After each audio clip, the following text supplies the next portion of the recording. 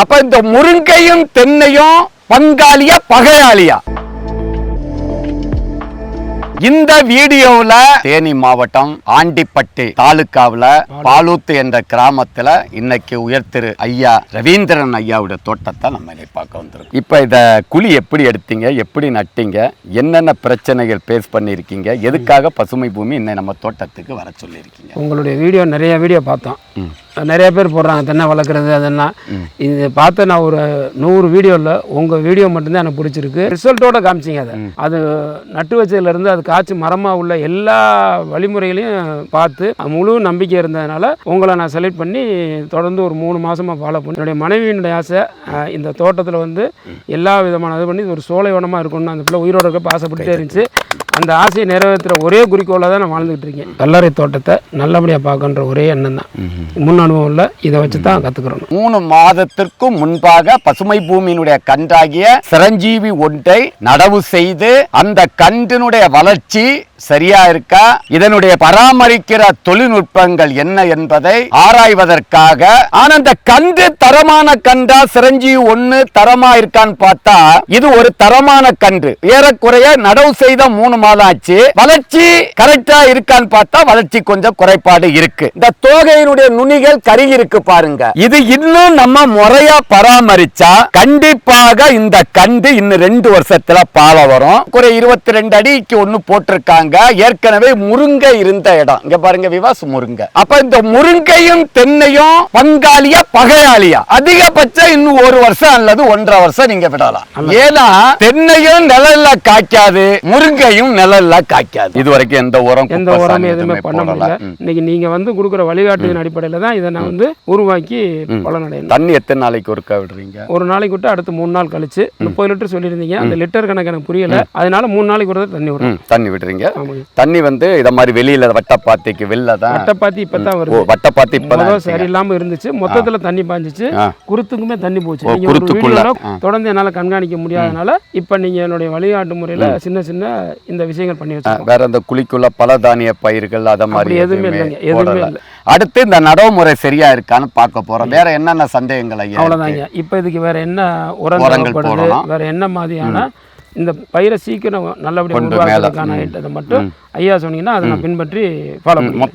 First மண்ணை பார்க்குறோம். இங்கே பாருங்க, மணல்ல வண்டல் இல்லை. வண்டல் இருந்தால் ஒட்டும். சாண்டி லோம்னு சொல்றது கிளே இல்லை. அப்ப வண்டல் இருந்தாதான் ஆரோக்கியமான மண்.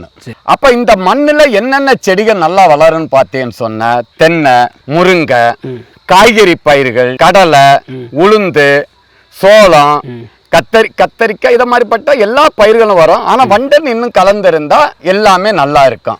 வேரோட்ட நல்லா இருக்கும். வண்டல் வந்து நீங்க கொஞ்சம் கொடுக்கணும். வண்டல் மண்ணுல வந்து கார அமில தன்மை பார்த்தீங்கன்னு சொன்னா 7 to 7.5 அசிடிக்கு கிடையாது, நியூட்ரல் தான், நல்ல மண்ணு தான். பட் மண்ணுல வந்து உப்பு சத்து, சுண்ணாம்பு சத்து கம்மி. அப்ப சார் என்ன செய்யணும்னு சொன்னா குப்பை, சாணி, இலதலைகள் சொன்னா முருங்கை, வாழை சருகு, எருக்கஞ்செடி, ஆவாரம்பூ, வேஸ்டுகள், செடிகள் அதெல்லாம் நிறைய புதைச்சு குப்பைச்சாணி நிறைய கொடுத்தாதான் இந்த மண்ணு வந்து கருப்பா மாறணும். மண்ணு கருப்பா மாறணும். எடுத்து இப்படி பிசைஞ்சா ஒட்டணும். 200 தென்னை மரம் என்ன 600 தென்னை மரத்துக்குள்ள வருமானத்தை 200 தென்னை மரம். அப்ப ஒரு தென்னை மரம் இளநிக்கு விட்டா 7000 ரூபாய் நிரந்தர வருமானம் 5வது வருஷம் கிடைக்கும். 3வது வருஷம் காய்ப்புக்கு வரும், அளவா தான் காய்க்கும். முதல் என்ன செய்யறேன்னு சொன்னா ஐயா, இந்த தூர்கிட்ட இவ்வளவு மண்ணு அணைக்க கூடாது. இங்க பாருங்க விவாஸ், இந்த மண்ணு அணைச்சது தப்பு. இங்க பாருங்க எவ்வளவு ஆழம்னு பாருங்க விவாஸ், எவ்வளவு ஆழத்துல மண் அணைச்சிருக்காருன்னு பாருங்க. இது நான் வராம இருந்திருந்தா இதுல 100க்கு 10-20 கண்ணு செத்து போயிருக்கு. இங்க பாருங்க ஆழத்தை பாருங்க. இங்க பாருங்க விவாஸ், அதாவது தண்டை மூடக்கூடாது. இந்த இலைகளை மறைக்க கூடாது. இந்த இலைகளை மறைச்சா டிப்பு கருகும். இதுக்குள்ள வண்டுகள் உள்ள போயிடும். காண்டாபிருக வண்டு, கிரவுண்ட் பீவில் சொல்லுவோம், பீட்டில், விவாஸ் வட்டப்பாத்து. தயவு செய்து சரி பண்ணுனா ஒரு நோய் வராது, ஒரு பூச்சி வராது. தென்னை மரம் 2 வருஷத்துல காய்ப்பு வரும். மண்ணினுடைய தன்மைக்கேற்றவாறு உரம் வைக்கணும். குப்பை சாணியை போட்டுக்கிட்ட ஐயா, செயற்கை உரம் கொடுக்கறதா இருந்தா 1/4 kilo DAP, 50 to 100 gram urea, எண்ணெய் எடுக்காத வேப்பம் புண்ணாக்கு 1/4 கிலோ, வண்டு பூச்சி வராம இருக்க மெக்னீசியம் சல்பேட் இதுக்கு ஒரு 100 கிராம், பூம் பூஸ்டர் 10 கிராம். இத கலந்து தண்ணி பாயும் போது இனி இதுக்குள்ள குழி எதுவும் எடுக்க கூடாது.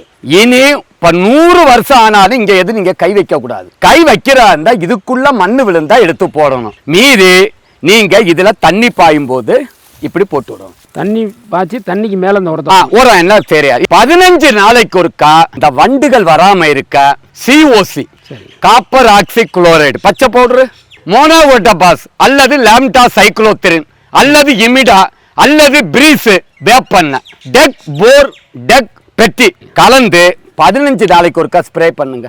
எல்லாமே இந்த பாத்தி இந்த பக்கம் தான்.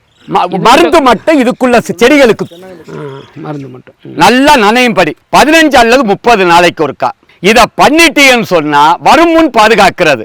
ஸ்ப்ரேல வச்சு அடிக்கணுமா ஊத்தணுமா? கலக்கி ஸ்ப்ரே பண்ணி அடிக்கணும். ஸ்ப்ரே அடிச்சா வெள்ளை ஈ வராது, எலி பிரச்சனை வராது, காண்டாமிருக வண்டு பிரச்சனை வராது, குருத்தலுகள் வராது, எந்த வியாதியும் வராது. பயிர் பாதுகாப்பு. இந்த இடத்தை சும்மா போடாதுங்க. இதுல நமக்கு வீட்டுக்கு தேவையான காய்கறிகள் கத்தரிக்காய், மிளகாய், வெண்டி, கடலை, உளுந்து, சோளம், மரவள்ளி கிழங்கு இதுல நல்லா வரும். அப்ப ஒரே தண்ணி பல வருமானம். சேனக்கிழங்கு, மஞ்சள், இஞ்சி வச்சுக்கிட்டு அதுகளை புடுங்கி வருமானத்தை எடுத்துட்டு கழிவுகளை இதுக்குள்ள போடுங்க. அப்ப நமக்கு முருங்கை வருமானம், இதுல ஊடு பயிர் வருமானம், பல வருடத்திற்கான வருமானத்தை கொடுக்கறதெல்லாம் தென்னம்புள்ள. ஆகையால் இந்த வீடியோவில் உண்மையில இவங்களுக்கு தான் நன்றி சொல்லணும். அடுத்து உரத்தை பார்த்தோம், பயிர் பாதுகாப்பை பார்த்தோம், தண்ணி எப்படி பாய்க்கணும்னு சொல்லிட்டோம், கரம்ப மண் எதுக்கு போடணும்னு பார்த்துட்டோம். இந்த நீங்கள் சொன்ன கருத்துக்களை முழு மூச்சாக பின்பற்றி இந்த தோட்டத்தை நல்லபடியாக உருவாக்குவேன். உங்களுடைய இது வந்து ஒரிஜினாலிட்டியாக இருக்குது. மிகப்படுத்தி விளம்பரத்துக்காகவோ இதுவாக இல்லாமல் முழு மூச்சாக நீங்கள் வந்து விவசாயத்தை உங்கள் வாழ்க்கையை அர்ப்பணித்து நிறைய பேரோட வாழ்க்கையில் விவசாயத்தை கொண்டு வந்து அவங்களுடைய பொருளாதாரம் முன்னேறணும். இந்த நாட்டினுடைய விவசாயத்தை முன்னேறதுக்கு ரொம்ப முனைப்பாக செயல்படுறீங்க. அதுக்கு என்னுடைய நன்றியை தெரிவிச்சுக்கிறேன். உணவு ஒரு செடி வளரணும் அப்படின்னா 16 வகையான ஊட்டச்சத்துக்கள் தேவை. அவை என்னவென்றால் நுண்ணூட்டச்சத்துக்கள், பேரூட்டச்சத்துக்கள், கனிம ஊட்டச்சத்துக்கள், வளர்ச்சி ஊக்கிகள் போன்றவை ஆகும். இவை எல்லாம் உள்ளடக்கியதே நமது பசுமை பூமியின் கற்பக ஆர்கானிக் கலப்பு உரம். இதில் எலும்பு மச்சை, மீன் உரம், வேப்பம் புண்ணாக்கு, கடலை புண்ணாக்கு, கடல் பாசி, humic acid, fulvic acid, bio potash, கோடியேறு, அக்ரிலைம், ஆமணக்கு புண்ணாக்கு, இயற்கை முறையில் பேரூட்டச்சத்துக்கள், 2ஆம் நிலை சத்துக்கள், பயிர் வளர்ச்சி ஊக்கிகள், அஸ்கார்பிக் ஆசிட், அமினோ அமிலம், தாதுப்புக்கள் போன்ற ஆர்கானிக் சத்துக்களை மட்டுமே உள்ளடக்கியது. இதை வாழை, ரப்பர், காப்பி, நெல்லி, தேயிலை, பூச்செடிகள், நிலக்கடலை, பாக்கு, காய்கறிகள், தென்னை, ஏலக்காய் போன்ற அனைத்து விதமான பயிர்களுக்கும் பயன்படுத்தலாம். இதை பயிர்களுக்கு பயன்படுத்தும் போது ஒரு ஏக்கருக்கு 50 to 100 கிலோ வரை பயன்படுத்தலாம்.